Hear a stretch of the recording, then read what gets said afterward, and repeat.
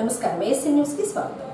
అద్దంకి పట్టణంలోని స్థానిక కూకట్ల కన్వెన్షన్ హాల్లో ఆదివారం నాగులపాడు సొసైటీ పాలక మండలి సమావేశాన్ని ఏర్పాటు చేయగా ముఖ్య అతిథులుగా చీరాల శాసనసభ్యులు కరణం బలరామ కృష్ణమూర్తి, వైఎస్ఆర్సీపీ పార్టీ అద్దంకి నియోజకవర్గం ఇన్ఛార్జ్ హనుమిరెడ్డి హాజరయ్యారు.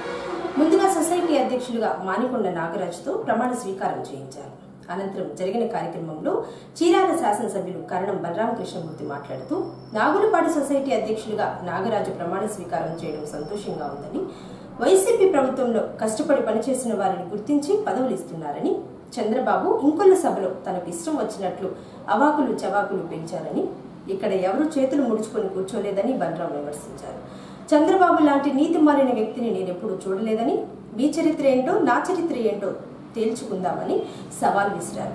చంద్రబాబు నాయుడు ఏ రాజకీయ పార్టీతో పొత్తు పెట్టుకున్నా సరే త్వరలో జరగనున్న ఎన్నికల్లో వైసీపీ ప్రభుత్వం అధికారంలోకి రానున్నదన్నారు.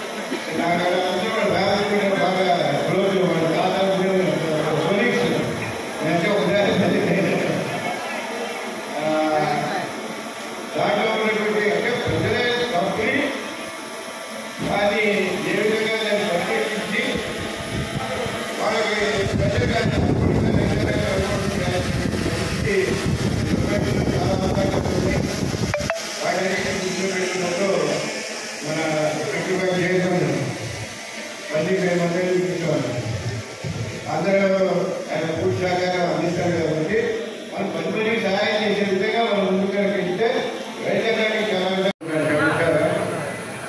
ఎందుకంటే అది కూడా పొలిటికల్గా వచ్చింది ఒక అపవాదు. చంద్రబాబు నాయుడు ఒడ్డు కలిసి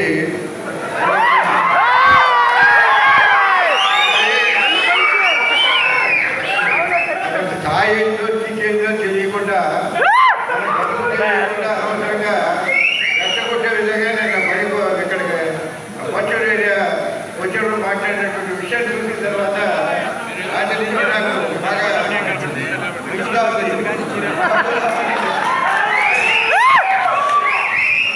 అందుకనే ప్రెస్ కాన్ఫరెన్స్ పెట్టాల్సి వాడు ఎవడో చదువు పోయేవాడు పోక అనవసరమైన కాన్ఫరెన్స్ అది చేసుకుంటూ నేను వ్యక్తిగతంగా ఎవరు మాట్లాడలేదు. ఏ పార్టీలో ఉన్నా కూడా ఇంతవరకు మన రాజకీయ చరిత్రలో వ్యక్తిగతంగా నేను ఎవరిని మాట్లాడాను. మన నోటికి వస్తే ఊరుకోను.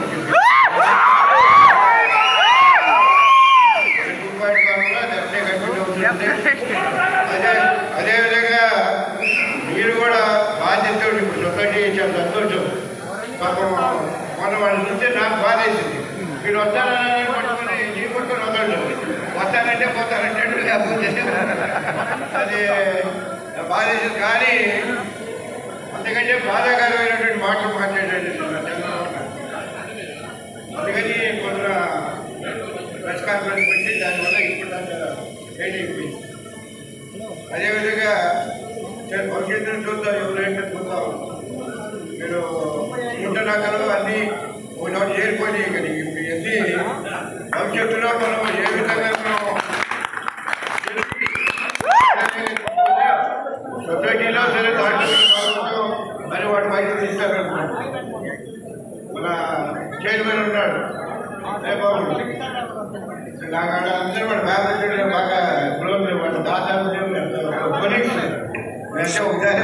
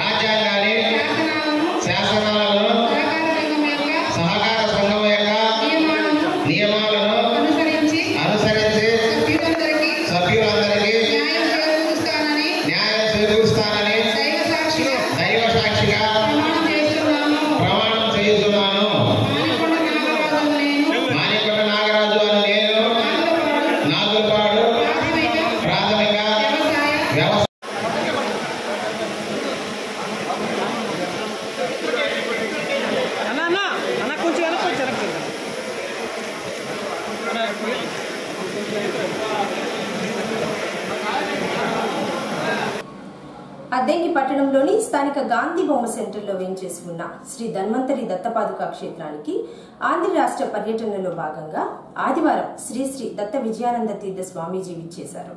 ముందుగా దత్తాత్రేయ స్వామి వారికి విజయానంద తీర్థ స్వామీజీ చేతుల మీదుగా తైలాభిషేకం నిర్వహించి ప్రత్యేక పూజలు జరిపారు. తదుపరి శౌర్య హోమం, పూర్ణాహుతి కార్యక్రమంలో విజయానంద స్వామీజీ పాల్గొన్నారు. అద్దెంకి శాసనసభ్యులు గొట్టిపాటి రవికుమార్ తైలాభిషేకంలో పాల్గొని దత్తాత్రేయ స్వామి వారిని దర్శించుకుని స్వామీజీ ఆశీర్వచనం తీసుకున్నారు. భక్తులు కూడా విశేషంగా తరలివచ్చి తైలాభిషేకంను తిలకించి తీర్థప్రసాదాలు అందుకున్నారు. ఈ సందర్భంగా విజయానంద స్వామీజీ ఆశీస్సులు అందజేశారు. అద్దెంకి క్షేత్రానికి రావాలని ఎప్పటి నుంచో అనుకుంటున్నారని, ఏదో ఒక రూపంలో అడ్డంకి వస్తుందని, ఈసారి ఎలా అయినా రావాలని అనుకుని అద్దెంకి రావడం జరిగిందన్నారు. స్వామివారి చేతులతో అద్దెంకిలో దత్తాత్రేయ స్వామివారి విగ్రహ ప్రతిష్ఠ జరిగిందని, ఆనాడు వచ్చిన జనం గురించి నేటికి కూడా స్వామీజీ వారు గుర్తు చేసుకుంటూ ఉన్నారని విజయానంద స్వామీజీ చెప్పారు. రావాలి అనుకుంటూనే ఉన్నాం కాబట్టి మనస్సు ఎప్పుడు అద్దెంకిలోనే ఉంది.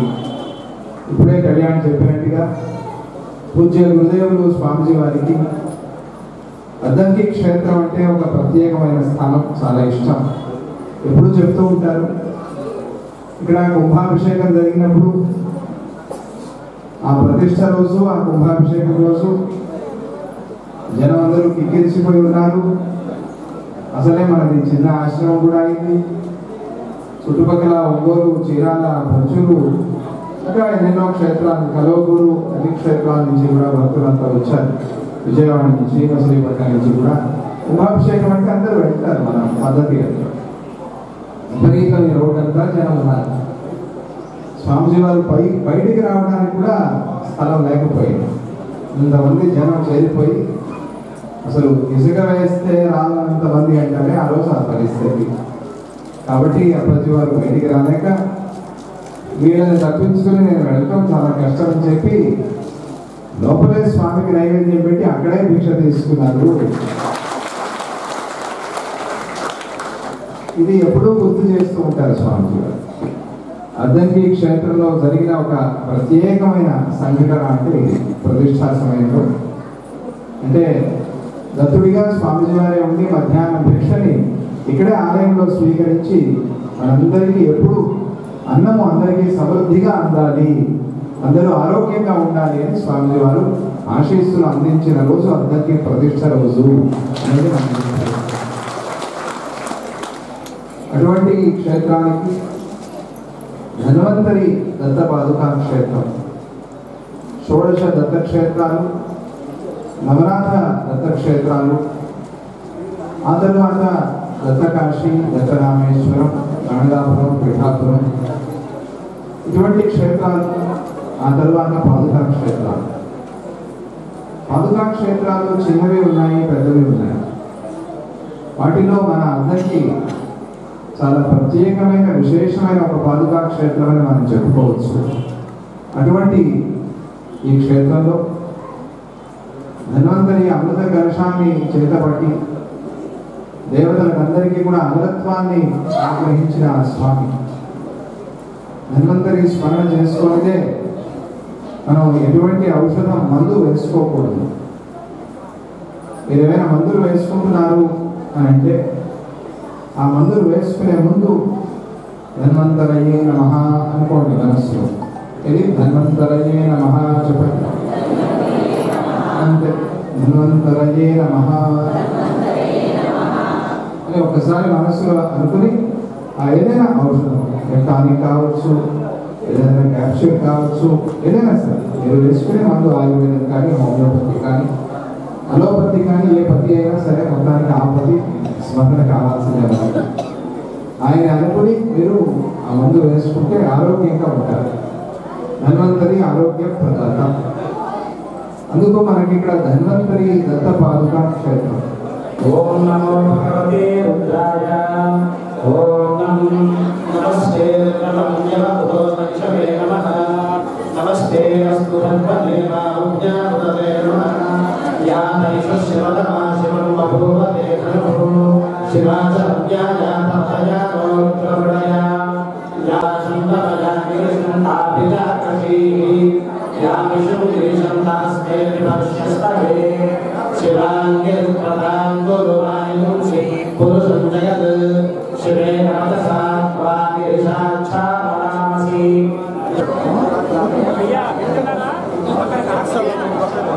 ఓం భాస్కరాయ విద్మహే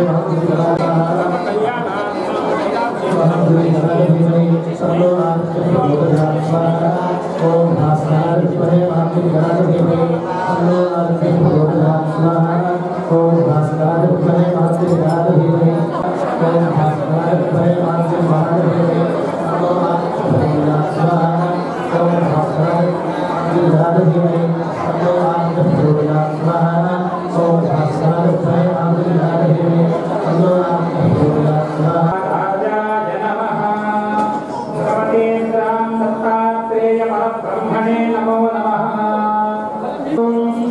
ఉద్యన్నద్యమిత్రమః ఆరోహన్నుత్తారాందివం. రుద్రోగం మమ సూర్యహరిమాంచాశయా. పూర్ణాహుతిం తమాన్యుహోతి సర్వం వై పూర్ణాహుతిః. సర్వమేవ సర్వాణాం పతయే నమో నమో. వంశయే పరివంశయే స్థానూనాం పతయే నమో నమో. విజయవే పరిసరాలే నమో మాధుర్యాన్ నమ బ్రహ్మణే. హరే నమో దేవస్మాన్ ప్రణమ్య విశ్వః.